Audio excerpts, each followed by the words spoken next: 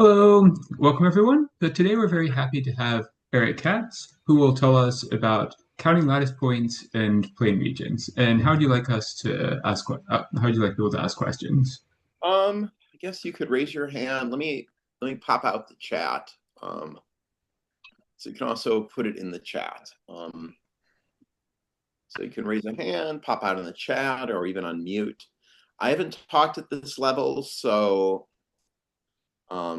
I may brush over more things that are involved. So feel free to ask questions.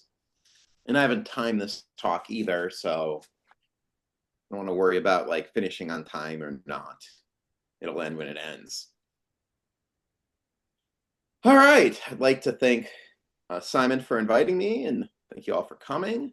So I'm going to talk about counting lattice points and plane regions, and I'm going to start with a integer combinatorics question.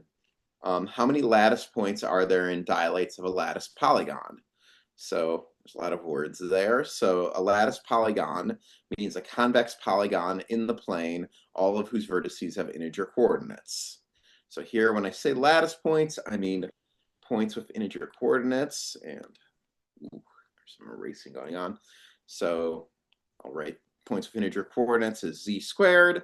And when I say convex, you can construct it by just specifying some points, and you take the convex whole, which means you start with some points, you draw the line segments between them, and then line segments between pairs of points, and so on until the process stops. So here's an example of a lattice polygon. It has these vertices, which have integer coordinates. And you can ask how many lattice points are in the polygon. And then when I say in, I mean in the interior or on the boundary. And here, there's 10. Okay. And now I'm going to say the words dilates of a lattice polygon. So I will double this guy. So I'll double every coordinate, and you count the lattice points.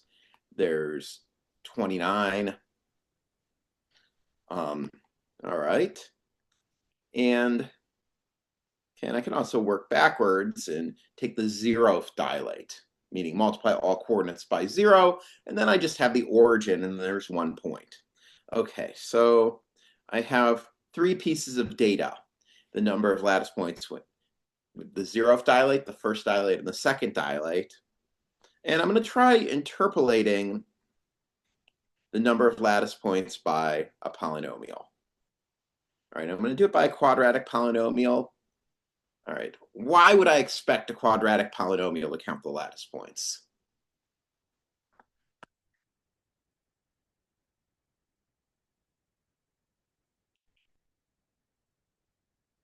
Oh yeah, there's some questions about convex holes.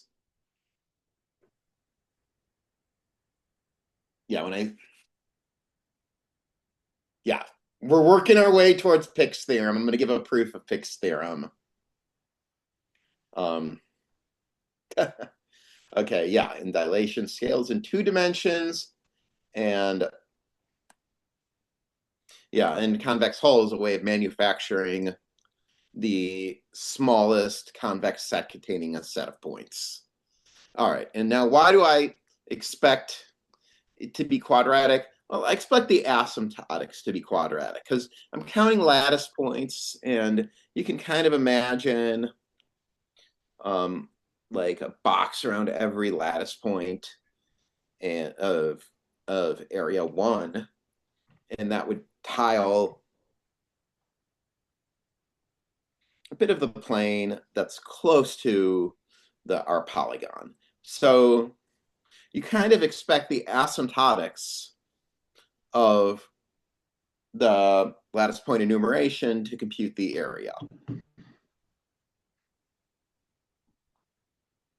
And okay, so I tried this polynomial. If I plug in n equals 3, I get 58 lattice points. All right, and turns out it is a polynomial. We're going to denote it by the Ehrhart polynomial. So Ehrhart sub p for our polytope or polygon, and n for the dilation factor. And there's something called Ehrhart theory that this was the very beginnings of, but this theory in 2D was worked out in the early part of the 20th century or late 19th. All right, so is there a pattern to the polynomials? Is there a formula for them? All right, well, let's try looking at an easier example. So I'm going to start with a triangle with only lattice points at the vertices, or the only lattice points are at the vertices. This is called an empty triangle. Only lattice points are at the vertices. And I'm going to start with the standard triangle whose vertices are the origin, 1, 0, and 0, 1. All right, so count the lattice points here. It's 3. You can see it as 2 plus 1. If I dilate it by 2, I get 6 points. One. If I count it row by row, I get 1 plus 2 plus 3. So yeah, of course, I'm getting triangular numbers, counting lattice points in a triangle, and their binomial coefficients, of course. And 3 times, get 1 plus 2 plus 3 plus 4, so 10. And yeah, we know it's and you know it's a binomial coefficient, and you just have to figure out where to start it, and it's n plus 1 times n plus 2 over 2. All right, so that's for that standard empty triangle. Okay, what about a slightly more interesting empty triangle? So no lattice points except for the vertices. All right, I did it by hand. I counted the lattice points. So here, stop. I counted the lattice points. There's 3, and then I dilate by 2, I get 6. 1, 2, 3, 4, 5, 6. Dilate by 3, I get 10. And notice the counting really is the same. It just looks like a sheared version of the standard simplex, or the standard triangle. And it turns out any empty triangle has area 1/2, and the number of lattice points of the nth dilate is n plus 1 times n plus 2 over 2. Okay, so this question, why do we know there aren't lattice points within the non-right triangles? Right, so I just provided a suggestive example. So I'll try to give a proof of why there aren't, and whether or not you believe this. So this is an idea of a proof. Whether or not it's a proof depends on how comfortable you are with linear algebra. Okay, so we're going to start with an empty triangle, and we're going to translate so one vertex is at the origin. Now I'm going to double the triangle to form a parallelogram. So what I'm doing is I'm taking the midpoint of an edge, and I'm going to rotate 180 degrees around, and then I'll get a parallelogram. And then I'm going to call the edges of the triangle at the origin U and V. So in this particular case, U was 1, 0, and V was 2, 1. And in general, I'll write U as AB and V as CD. Now, since we've got an empty triangle, the only lattice points are on the boundary. So we can take this parallelogram, and we can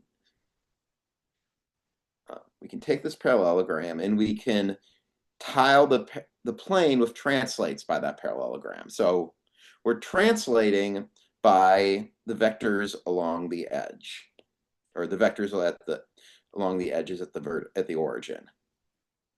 And because when we start with something empty, the only lattice points are at the vertices, the tiling will have the property that every lattice vector in the plane is a vertex of one of the tiles. So this is going to let us compare this tiling that we got with the standard tiling. And So what we're really showing is that this tiling, which it looks more interesting, is an integer transformation of the standard tiling. All right, and actually, I guess we see this already. It's actually going backwards. That's the interesting part. So if we were to take the vector 1, 0 and apply this matrix to it, we would get one of the edge vectors. If we take the vector 0, 1, apply this matrix to it, you'd get the other edge vector, CD. So if we take the standard tiling and you apply this matrix to it, you get this interesting tiling. And it turns out we can go backwards because every lattice point is the vertex of some parallelogram. So I can express 1, 0 and 0, 1 in terms of our edge vectors. So I can write 1, 0 as E times U plus F times V, and I can write 0, 1 as G times U plus H times V, where E, F, G, and H are integers. So that means I can use an integer matrix to go from this guy to this guy, and I can use an integer matrix to go back. All right, so that's telling me that these integer linear transformations undo each other, so you get the identity. Now, everything in sight in this matrix is an integer, ditto an integer here. And okay, so that's telling us that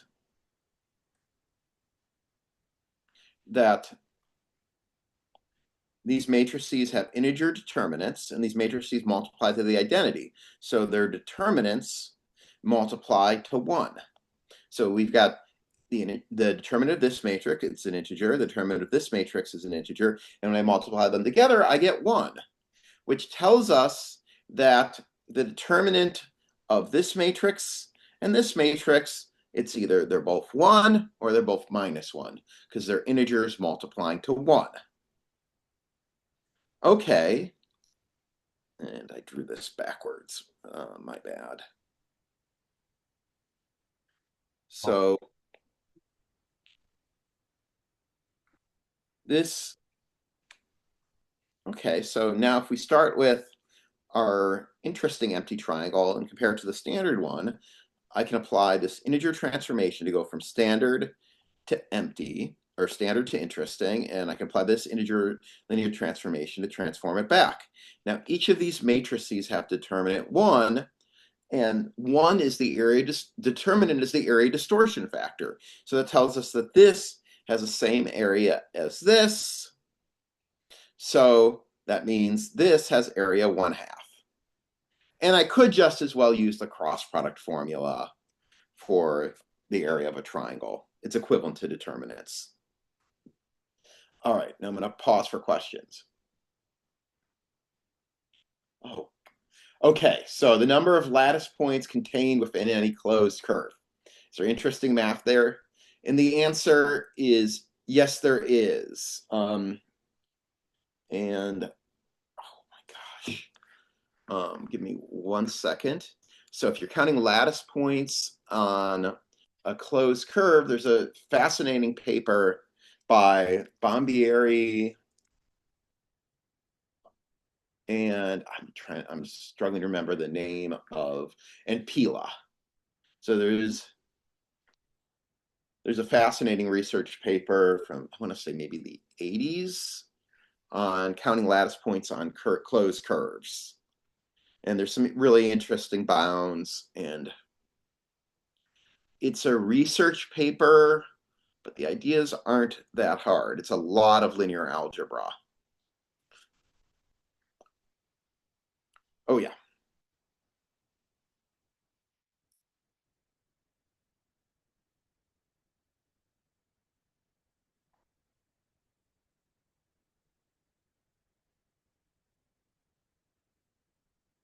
So, and there's a really cool story called counting lattice points on curves. Yeah, and if you learn that, you get to learn the determinantal method, which is really cool. That's another piece of of 19th century math that was only discovered in the 20th century. All right, so we're going to try to find a relation between area and lattice points. And we know the lattice point counting polynomial has the same asymptotics as the area. Okay, so I start off this observation that any lattice point, any lattice polygon can be subdivided into empty triangles. You can convince yourself that that's true. I think the lattice points don't quite line up in this diagram with my grid, but the idea is if they aren't empty triangles, you can subdivide it further. And I'll give you an example of that, or I'll show you how to do that in a sec. All right, and the number of triangles since is twice the area, because each empty triangle contributes area 1/2. And if you give me a triangle that has area, a lattice triangle that has area 1/2, or a lattice polygon that has area 1/2, then it must be an empty triangle.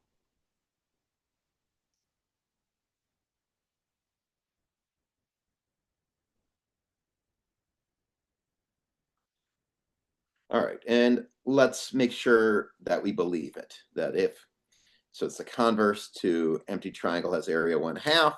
If you've got a lattice polygon that has area 1/2, then it's an empty triangle. All right, we're going to prove the counterpositive. If it's not an empty triangle, its area is bigger than 1/2. Okay, so if it's not an empty triangle, then, well, it's not a triangle or it's not empty. So if it's not empty, then there's a non-vertex lattice point, and it's either on an edge or in the interior.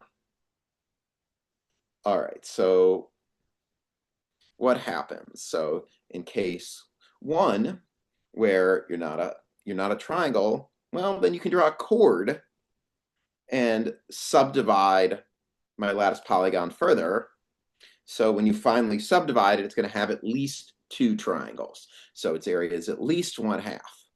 If there's an interior lattice point, you can just draw these rays coming out, or these edges coming out from this interior lattice point to the vertices. So you've subdivided it. And then when you've subdivided to empty triangles, you're going to have at least, well, in this case, 3 of them.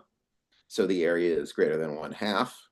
And then if you've got a lattice point on an edge, you just draw this chord from a vertex to the lattice point on the edge. So you have at least 2 triangles. All right. And then the upshot that you always have the subdivision into empty triangles, and let's say you've got capital N of them and they each contribute 1/2, that's telling you that the area of a lattice polygon is always a half integer, meaning it's 1/2 times an integer. All right, so now we're working our way towards Pick's theorem. Can we find a formula for the area of a lattice polygon in terms of lattice points? All right, and this is a wonderful theorem. It's in the book. It's in the proofs from the book. I'm going to give you a proof that's slightly different from the proofs from the book, because the proofs from the book proof uses Euler's formula, and I'm going to try to avoid doing that. All right, so what does Pick's theorem say? It says the area of the lattice polygon is the number of interior lattice points plus 1/2 times the number of boundary lattice points minus 1. All right, let's see if this is plausible. So here was our example. We apply our formula to it, and we get the area is 5, which is the correct answer. All right, now let me prove Pick's theorem. So we're going to do complete induction on twice the area. If the twice the area is 1, then the area is 1/2. Then P is just revising this, is an empty triangle. And then we get the right answer. We get the number of interior lattice points, which is 0, plus 1/2 times the boundary lattice points, and those are only the 3 vertices, minus 1. So you get 1/2. So you get the right answer. All right, now we have 3 cases for what happens when it fails to be a lattice triangle. It's not a triangle, it has a non-vertex lattice point in the interior, or it has a non-vertex lattice point in the interior of an edge. Okay, so if you're not a triangle, you can subdivide like so into two polygons that each have smaller area. So the inductive hypothesis applies to these polygons. So you get the area of P is equal to the area of P1 plus the area of P2. And then I write down what that means. Okay, now let's look at what I'm counting. Hold on, my TA wants to help out. Okay, so now let's see if I counted things correctly. So the lattice points on this edge, most of them are going to become interior in P. So, and they were each originally counted with 1/2, so they'll be counted with 1. But then this vertex is counted with 1, and this vertex is counted with 1 as 1. So so I overcounted by 1/2 from this vertex and 1/2 from this vertex. They really should be counted by 1/2 because they're on the boundary. Oh, but look, I've got this -2. So this -2 compensates for the overcounting at these vertices V1 and V2. I'll pause for a sec.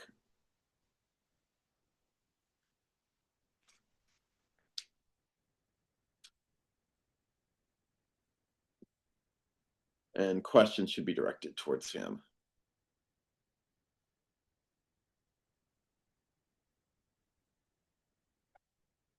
Okay, case 2, if you have a triangle, but there's a lattice point on the boundary. So that looks like this situation. And the arguments you need to verify Pick's formula for this, for case 2, is exactly the same as this guy, where you end up overcounting the endpoints of the chord, and you just have to compensate for that by the -2. Okay, and then if you have an interior lattice point, you subdivide like so. All right, and the area of P is equal to the area of the sums of the areas of the triangles in the subdivision. Then you use Pick's formula, and you get a -3 at the end because there's a -1 from each of the triangles. Okay, and then you think about how much you overcount.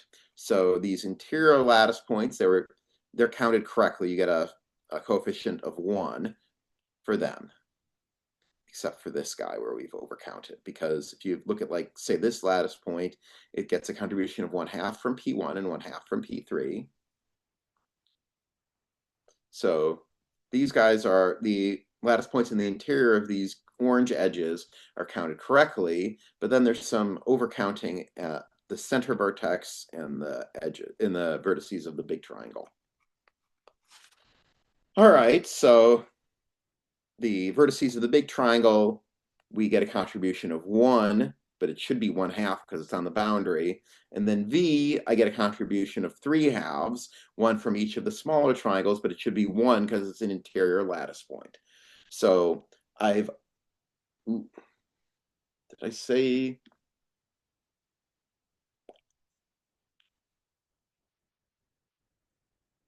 Okay, there's a discussion of the proof.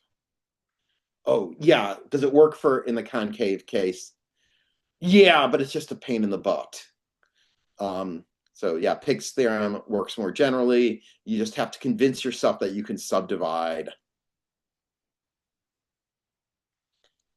And what is it? There's something like the art gallery theorem or something like that, the proofs in the book proof sites. I don't think about convex polytopes or non-convex polytopes.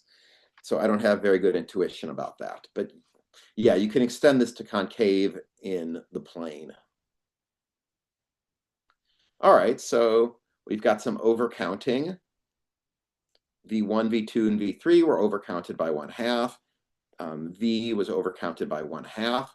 So our total overcounting is 2, which compensates for this -3. So you get the correct answer of the number of interior vertices, the number of interior lattice points plus 1/2 times the boundary lattice points minus 1. All right, cool. So that's the proof of Pick's theorem. And then we can solve for the number of interior lattice points.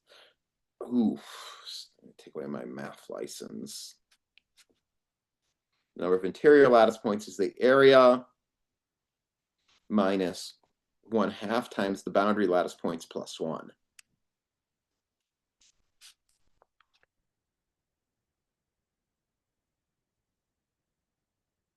Okay, so now we can try to find the Ehrhart polynomial by scaling.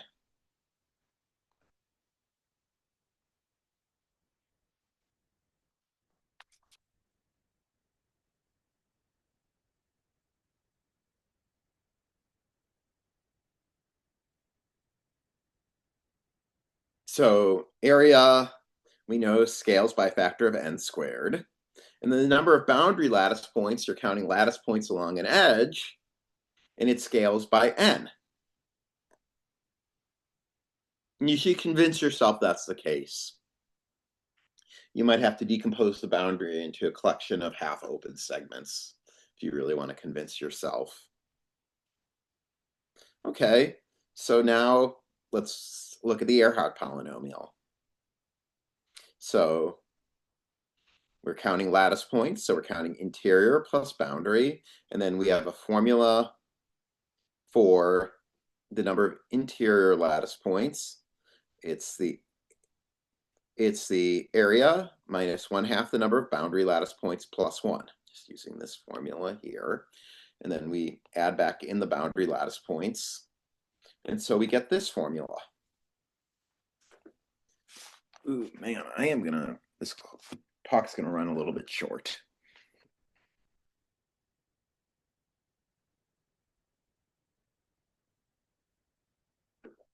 Okay, so I just got a great question. Can you prove this in higher dimensions? So Ehrhart's theorem that the number of lattice points are counted by a polynomial is true, but this proof breaks down because there are non-standard empty simplices.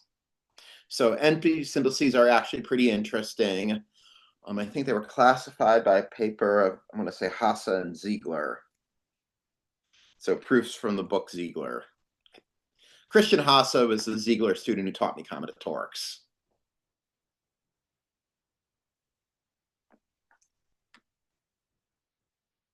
Wow, there are some great questions. You guys are sharp. And ooh. And then I got a question about irrational scaling. And I don't know the answer, but you could ask a question about, like, for rational scaling, there's probably a way of handling it by quasi-polynomiality, because you can study non-rational polytopes. And it turns out that you don't have a single Ehrhart polynomial, but you have a collection of polynomials that it cycles between.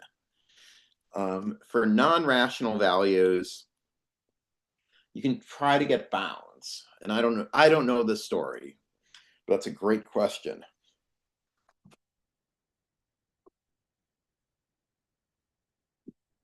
All right. So here's, while the dust settles, here is the Ehrhart polynomial.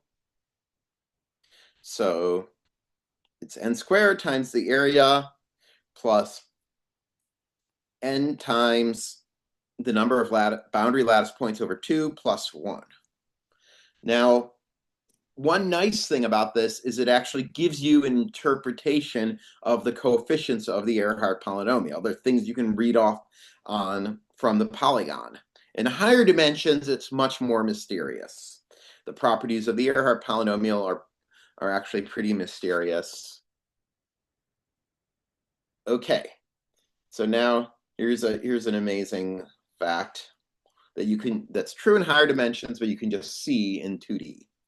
So what happens if you plug in negative integers in this polynomial? So let's see.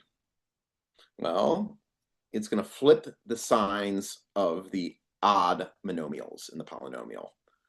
So you'll still have the n squared times the area, but we'll get minus n over 2 times the boundary lattice points.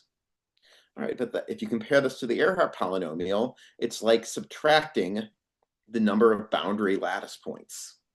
So it's the number of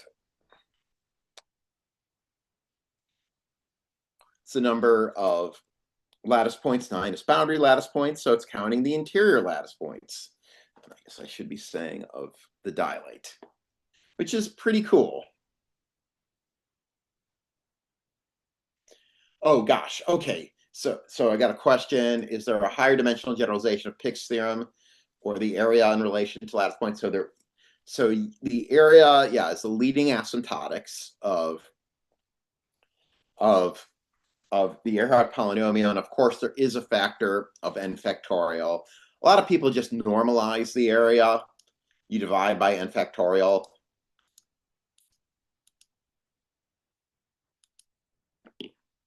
Just to avoid that issue. I'm so used to normalizing, I probably won't even notice it. Okay, and then let's just make sure we believe this observation about the negative numbers. If I plug in -1 into this guy, I get 2, which is the right answer. All right, and this is called Ehrhart's reciprocity theorem, at least the theorem in higher dimensions. And here, reciprocity in combinatorics means the negative values count something related to what you started with. And it's kind of a fun game. You start with a polynomial counting something, you plug in negative values, and it counts something else. Oh gosh, and I got the question, is there some interesting connection between shapes that have the same Ehrhart polynomials? And the answer is yes, but I think you should be inclined to be pessimistic about relating them, and I don't know the literature on that. So, I mean, there's this whole theory of valuations of integer polytopes, and I don't want to lie, but I think the coefficients of the Ehrhart polynomial are all the integer valuations. So I think it's equivalent to being lattice indecomposable if two things have the same Ehrhart polynomials, but I don't want to say for sure. There should be a discussion of that in Barvanak's book, A Course on Convexity.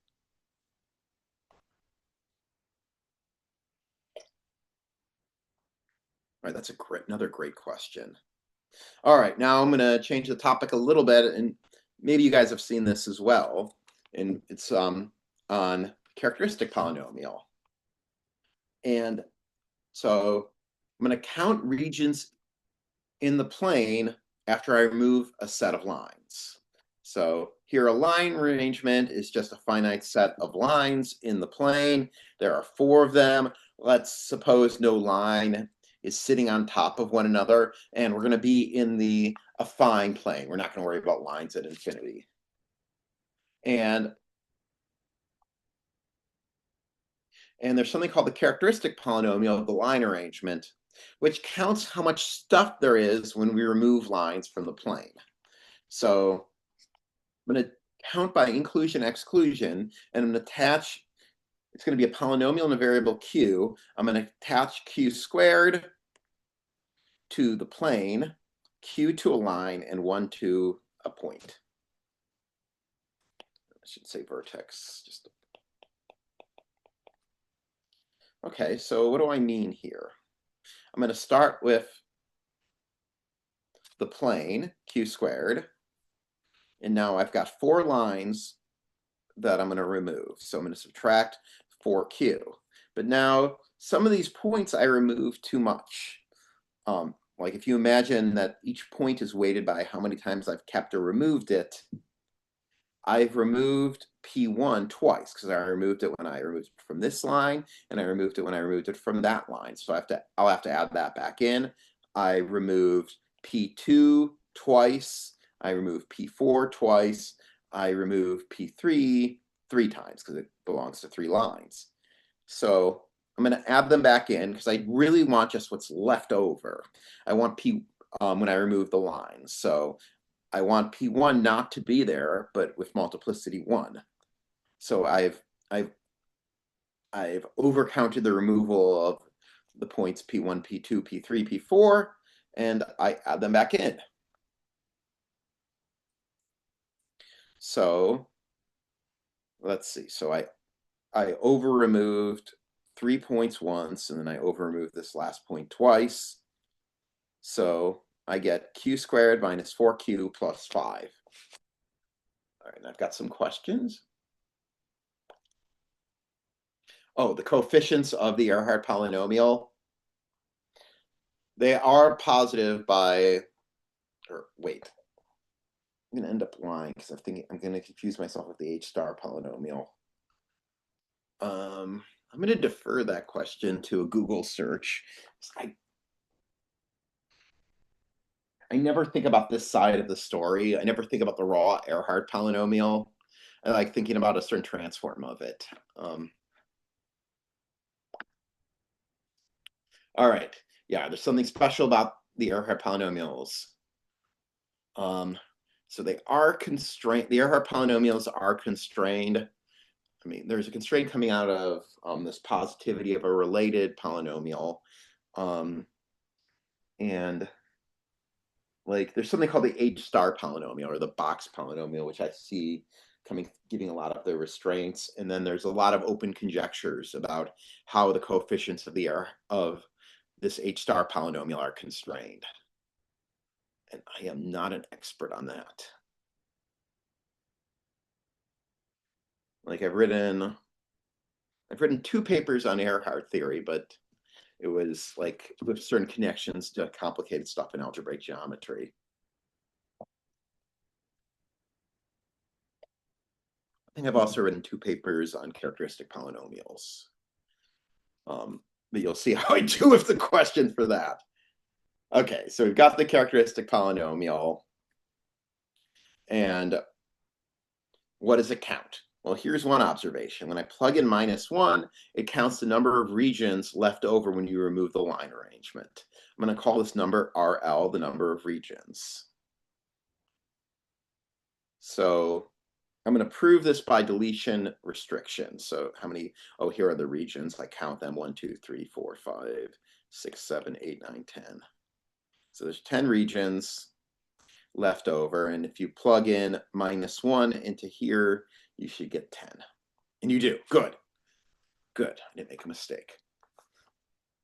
Or I didn't make that mistake. All right. And I'm going to prove this theorem by a certain type of induction called deletion restriction. So the idea is I'm going to remove a line and see how the count of regions and the characteristic polynomial changes. So let's single out this line here. So I'm going to let script L minus L to be what I get when I remove this line from the arrangement. And here's the characteristic polynomial of L. Here's the characteristic polynomial of the removed arrangement. All right, now how are they related? Okay, what I'm going to do is I'm going to look at this line here that I'm removing, and I'm going to look at how the other lines intersected. It intersects it in 2 points. So that gives me a point arrangement on this line. And I'm going to define the characteristic polynomial just counting the amount of stuff. I've got a line, and I remove 2 points from it. And in general, for a point arrangement on a line, it's just q minus the number of points. And what happens when I plug in -1? So I said for this, for a line arrangement in the plane, when I plug in -1 to the characteristic polynomial, I get the number of regions left over when I remove L. What happens with a point arrangement? Let's see, I get -3. All right, let's see if I can interpret that as the correct answer. Well, I have a line, I've got 2 points I've removed from it, but I plug in -1. This Q contributes a -1, and then I've got the -2. Ooh, that does count the number of regions, but with a minus sign. Because I've started with 1 region, I removed 2 points, now I've got 3 regions. And so when I plug in -1 to the characteristic polynomial, I get -3, which is minus the number of regions. And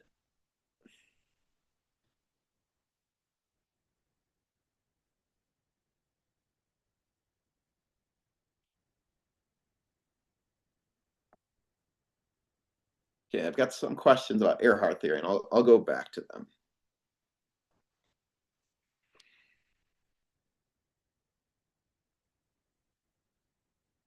Okay.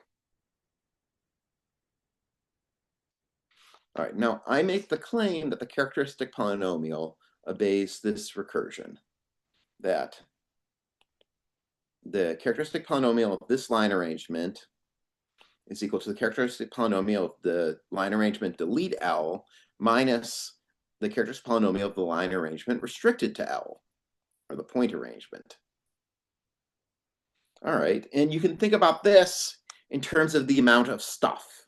I have the amount of stuff left over after I move all the lines except for L. Then I remove L later. And so I remove a line, but then so I've removed this line, but then I've removed these points, the points of intersection, too much because they already weren't there. So I have to add them back in. So I get this recursion. You convince yourself that this is true. This corresponds to removing the line and then adding back in the points of intersection.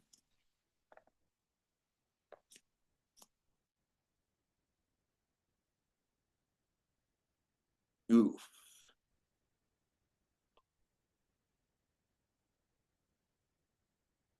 Okay, and then yeah, I'll get to the Erhard. I'll go back to the Erhard questions. Man, you guys are on top of things.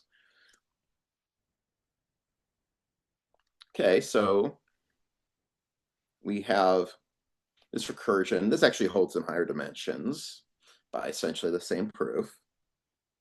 Oh, incidentally, if you want to sound like a fancy person and you have something where you're counting the amount of stuff, where you remove stuff and you add it back in, you can say the word motivic and people will think you're really fancy.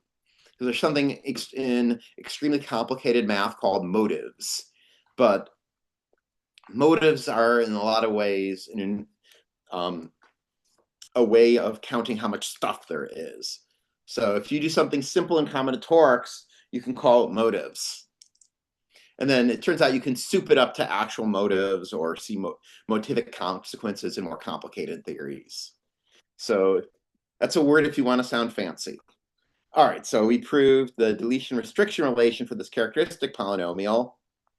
And now I claim, oh yeah, let's plug in -1 here so we get this relation. Now I claim that the region counting function obeys this deletion restriction relation. All right, why is that? That's the number of regions. When I don't have L, then I add L. So if I add L, it's going to chop up some regions. So when I add L, it's going to bisect region 1, region 2, and region 3. And the regions that you bisect, here's region 1, region 2, region 3, they're reflected in the restriction arrangement. So this would also be a lemma. And since we know when we evaluate this guy at -1, you get minus that guy, these two relations match up. That the characteristic polynomial evaluated at -1 and the number in the region count, they obey the same recursion. So by induction, they count the same thing. And that's pretty cool. That wasn't discovered until maybe 78, 79 by Tom Zaslavsky. And then, okay, and we like playing the reciprocity game. You count something when you put in a value. What do you get when you plug in minus that value? Turns out it's the number of bounded regions. So you plug in 1, you get the number of bounded regions. Let's make sure we believe this. Here is this line arrangement. I plug in 1, I get the value 2 for the number of bounded regions, which gives me the correct answer. All right. And then I'm going to ask a philosophical question, which is, does this positive-negative relation have to do with the positive-negative relation in lattice point counting?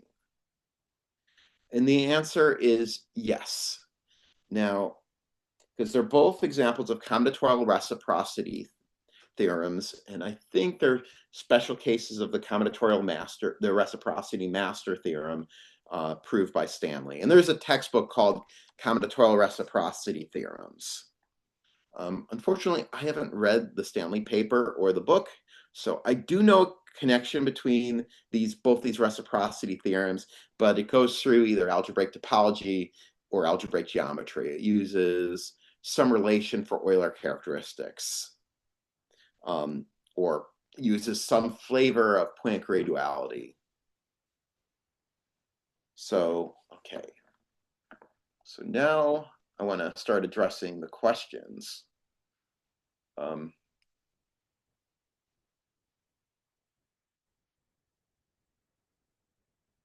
So there's questions about the Ehrhart polynomial determining the lattice polygon.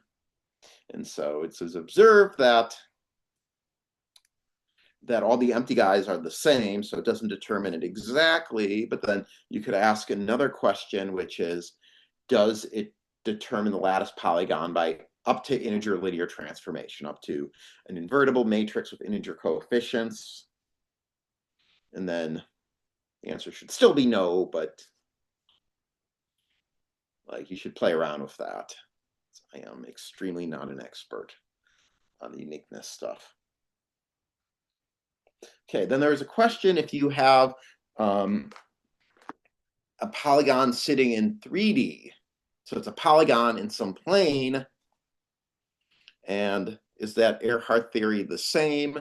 And there's an issue with the lattice being a little bit funny, because you could imagine that you have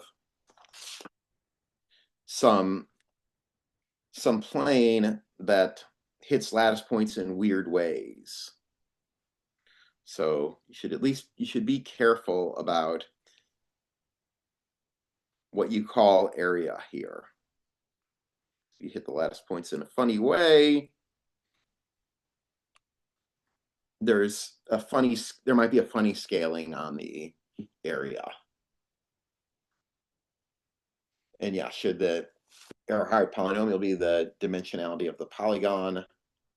And the answer, yeah, the degree should be, because that's how it should scale.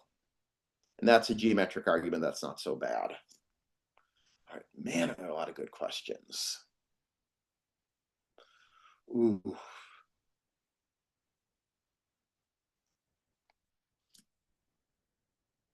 Yeah, and oh yeah, I should recommend this wonderful book on Ehrhart theory by Beck and Sinai, Computing the Continuous Discretely.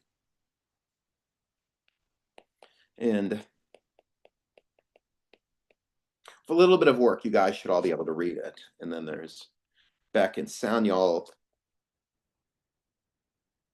which is on combinatorial reciprocity theorems.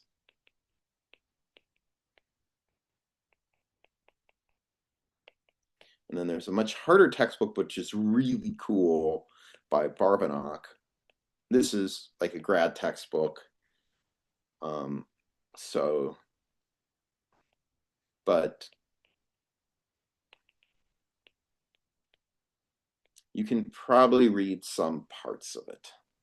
That's a really cool book.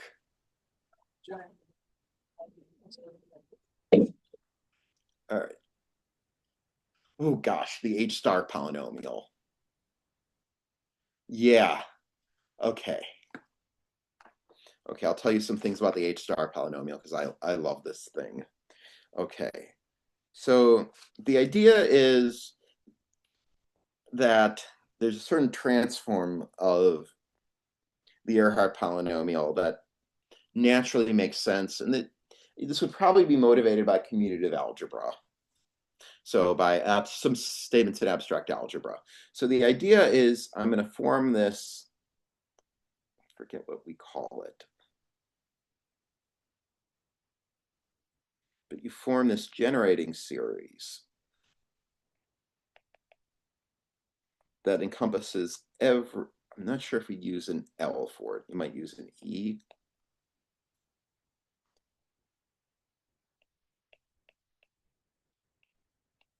So you write down, so if you've learned about generating functions, this is a generating function that encompasses all dilates. And really, you should view this as counting the number of lattice points in the cone over your polygon. All right, so it's really hard to draw these things in higher dimensions. So let's go down a dimension. Let's imagine that, to lie to you, so give me one sec. Imagine that you were, this segment was your polygon. And what you do is you take the cone over it. What you do is you imagine you embed it in some space 1 dimension higher at height 1. And then you take the cone over it.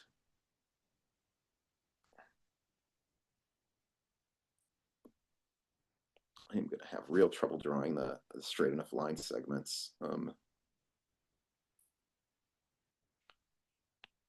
And so what you're doing is you're counting the lattice points in this cone where they're weighted by the height at which they occur. So height 1 is your original thing, height 2 is up here, height 3, and so on.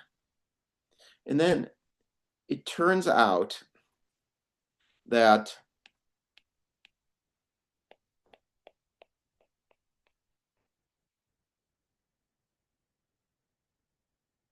so this is a priori just a formal power series, but it turns out to equal a rational function.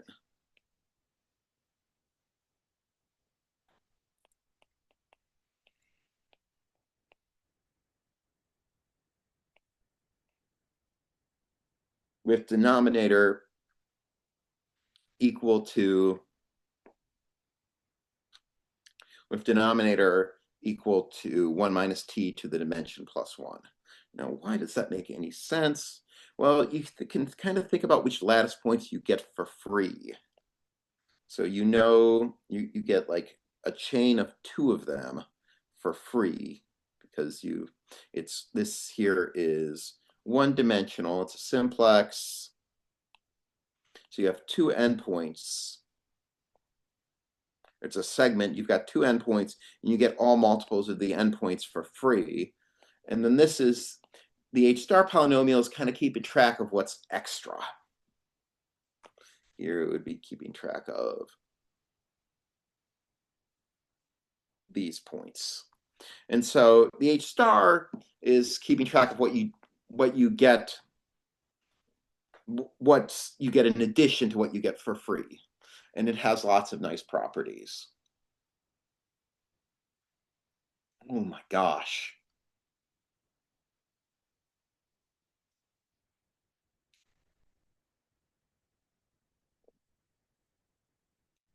And we got non-Euclidean stuff.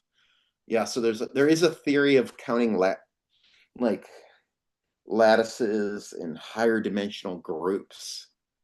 And that's really hard. And yeah, could be a D. Yeah, I called it an N somewhere. Yeah, D plus 1.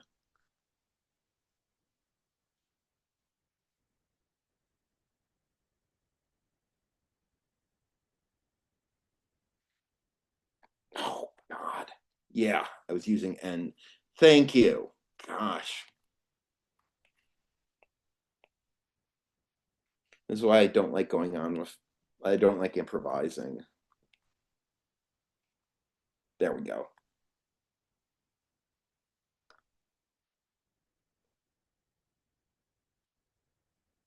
And H star is pretty cool. It actually that does have positivity properties, and you can ask questions like what's that counting, and it's pretty mysterious, and it has some interesting connections to algebraic geometry, to the theory of torque varieties, and to the question about hypersurfaces, meaning shapes cut out by a single polynomial equation.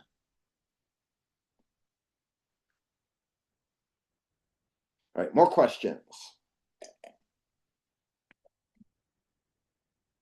Can you find the original shape from the H star polynomial?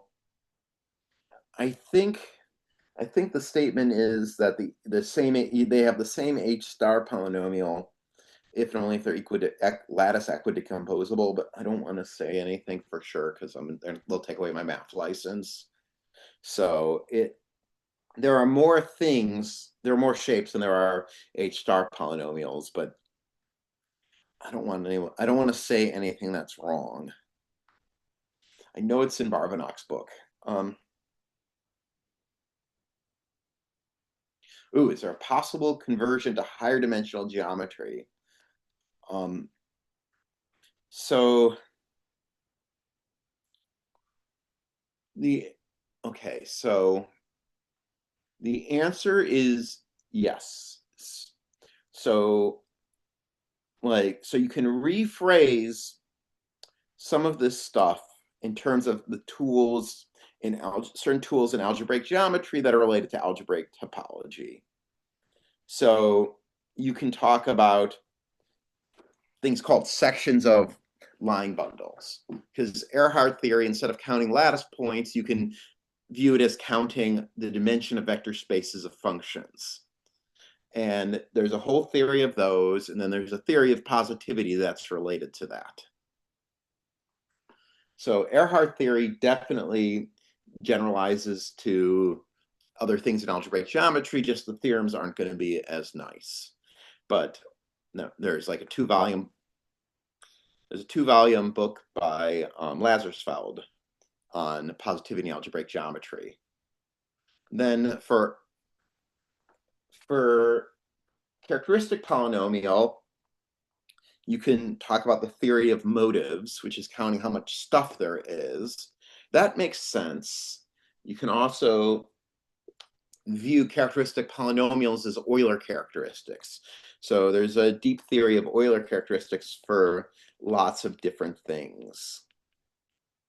Because when I'm about to say something really fancy, there's this thing called cohomology, which counts the number of holes in shapes.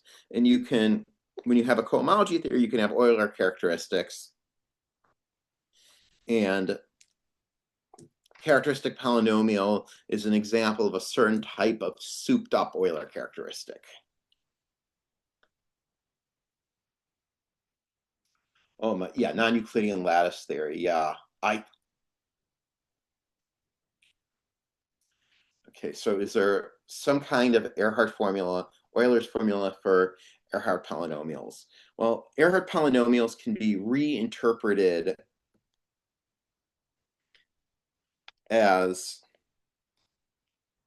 there's a certain shape attached to a polytope called a torque variety. And you can talk about the Erhard polynomial as being an Euler characteristic. It's counting the number of sections in a certain way. And then there's another way of interpreting the H star polynomial as a souped up Euler characteristic of a hypersurface attached to a polynomial, What you do is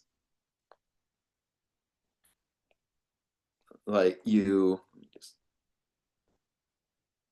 imagine your your poly your polytope keeping track of the monomials in your polynomials. So you might have something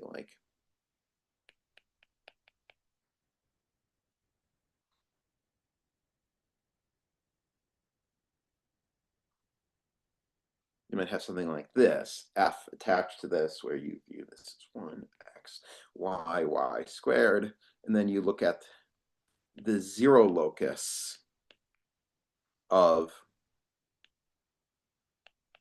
this polynomial.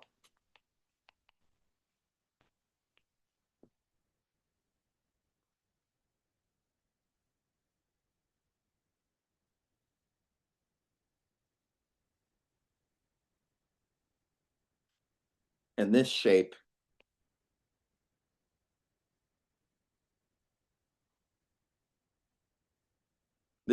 is related to the H star polynomial, like the count of the number of holes in this shape is related by this wonderful theorem of Danilov and Khovansky. Oh my gosh. Wow, we've got a nice discussion of lattices and groups. I don't know very much of that theory.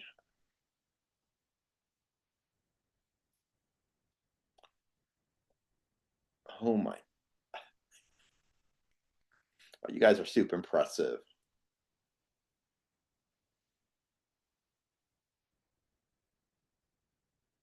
So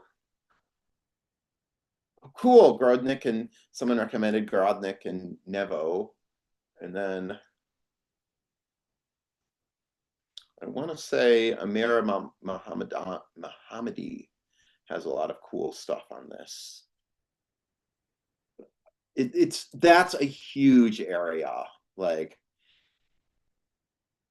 and it's pretty technical. Let me see if it mixes up with dynamics. Yeah, so I really don't know a lot about this story. It's deep and it's hard.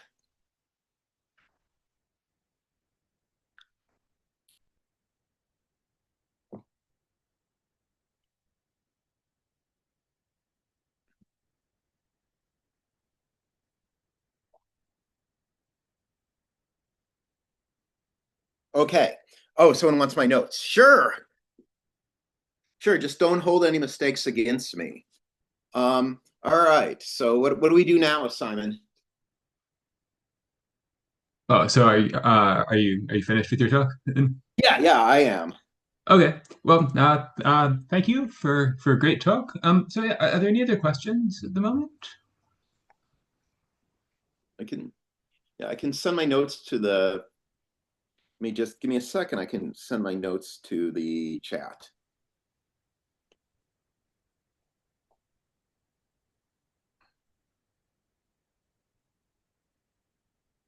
And then I've got another 2 hours of work emails.